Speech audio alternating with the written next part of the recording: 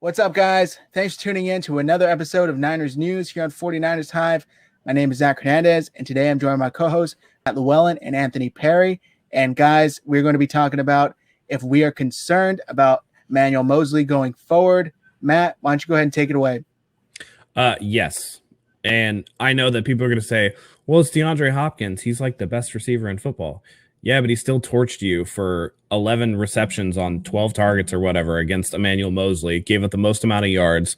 It seemed like every time they needed a conversion, Emmanuel Moseley was on DeAndre Hopkins, and it was DeAndre Hopkins catching a pass in Emmanuel Moseley's face and, getting first downs. So to me, it's just, again, this is one of those things that we talk about when we talked about the wide receivers. There's a reason why a guy like Emmanuel Moseley was an undrafted free agent, and we saw a lot of good things from him last year. But now you have teams that have tape on you. They know your tendencies. They know your strengths. They know your weaknesses. They're going to play to your weaknesses, and especially a guy like Hopkins, who is among the best in the business. I know that Sherman traveled a little bit more than he usually does, but if it was me, I would have put Sherman on him all day just to make sure, and then let the veteran decide how to get it done, because it's not like Hopkins was really beating them over the top. His one really long reception came on a complete bust in coverage where Richard Sherman said that both sides of the defense, they couldn't hear each other, so they were running different coverages. So they left a wide open hole, and, he ended up getting that long reception that was almost a touchdown.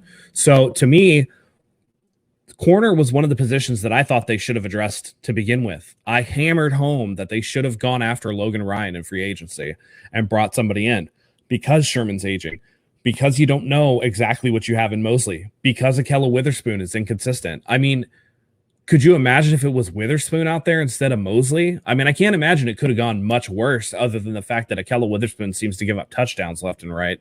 So at least there's that. But, corner is a weakness for this team, and they're going to exploit it. Safety, not a weakness. Ward had pass deflections. Tart had an interception on a tip drill. The safeties come up and they ball out. But if you can't contain somebody like Hopkins, who really you had to worry about two players, you had to worry about Kyler Murray and you had to worry about DeAndre Hopkins, and somehow they both just ate you up. Other than Hopkins' receptions, though, none of the other receivers for the Cardinals did anything. Even with Hopkins' production, Kyler Murray averaged 5.75 yards per attempt, which is terrible. So it was essentially Emmanuel Moseley getting eaten up all day long. That was the difference in the passing game for the Cardinals. So going forward, yes, I am worried, because even though, again, it's one of the best receivers in football, it's a really bad look. And to get your start in the season on that down a level, I don't know that bodes well for his confidence. I will disagree with you a little bit. When we pose this question, my mind did go to it is DeAndre Hopkins, so I would be the fools that you're talking about. But it's like, what you have in Emmanuel Moseley, and just like you said, that just shows that why he, came into the league the way that he did. And, he wasn't a highly coveted draft pick. He wasn't a first-round selection. No, not at all. So I just feel like the 49ers may have hang him out to dry on Sunday, because it's like, what else do you expect? You put him out there against a top caliber receiver, he's going to get burned. He's going to get burned 9 times out of 10. Yeah, but I expect them to put good corners on the field when they have the opportunity in the offseason to sign one like Logan Ryan, because Logan Ryan wouldn't have given up 11 receptions to DeAndre Hopkins. Totally agree. But then your issues with the front office, now with Moseley. He's doing but the best that doesn't mean can. But that doesn't mitigate my worry about Moseley going forward, because he's been exposed and now other teams know how to attack him. And you only have one Richard Sherman on one side, and if they're not going to attack Richard Sherman, they're going to go after the other guy. And who do you have behind him? Oft injured Jason Verrett, who was out because he was injured again. And you have Ahkello Witherspoon, who is one stiff breeze away from going and getting boo-boo face over on the sideline because he gave up another goddamn touchdown. So I am worried about Moseley because he's been exposed. Well, with that being said, not every team has a DeAndre Hopkins, and he's played relatively well against average receivers and slightly, maybe even above average receivers. So just to push back on that, not every team has a guy like DeAndre Hopkins. So no.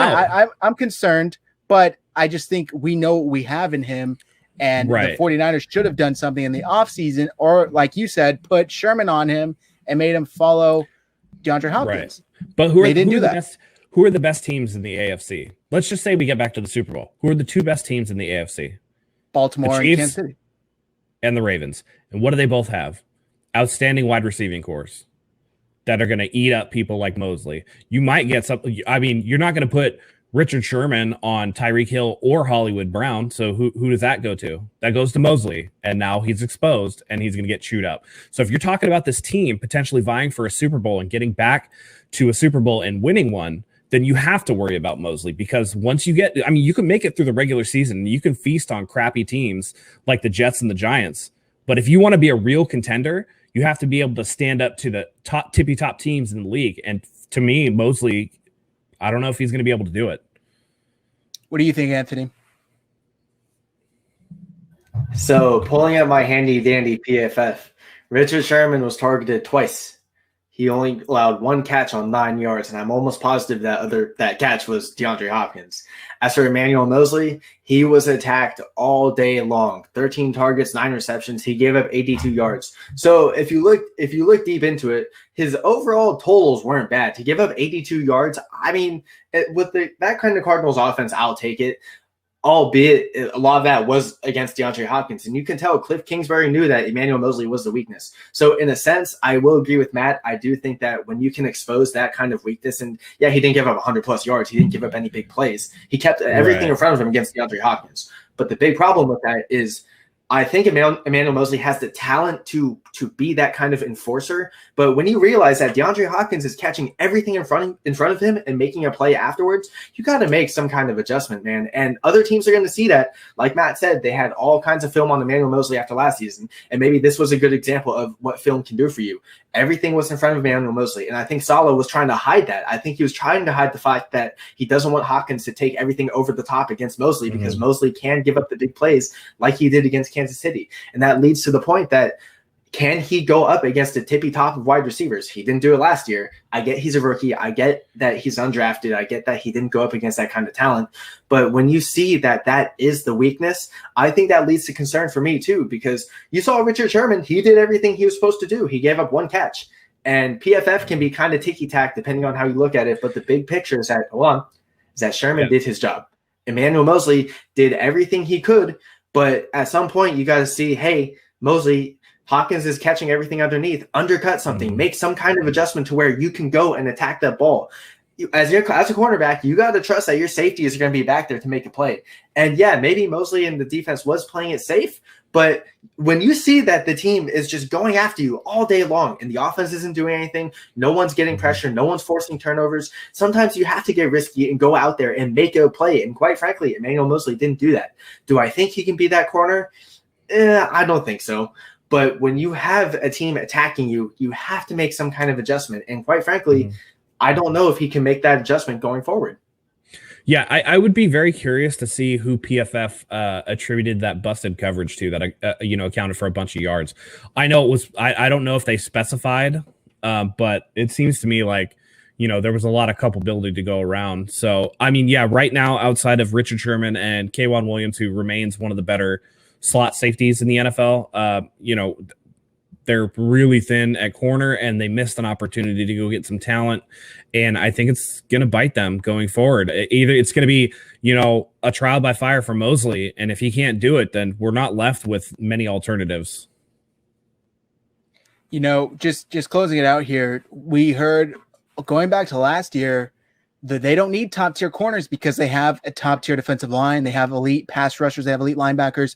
Well, Sunday was exhibit A of what happens when your defensive line, did I say offensive line? Excuse me, defensive line.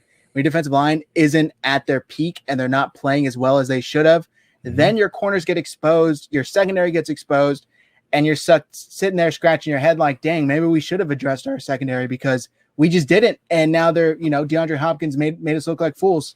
So just throwing that out there. But I think that's going to do it for us today, guys. I want to thank you all for tuning in to another episode of Niners News here on 49ers Hive. If you guys like what you see, show support, hit that subscribe button. Make sure you like the video and drop a comment below. Are you concerned about Emmanuel Moseley moving forward, or do you think he'll get better?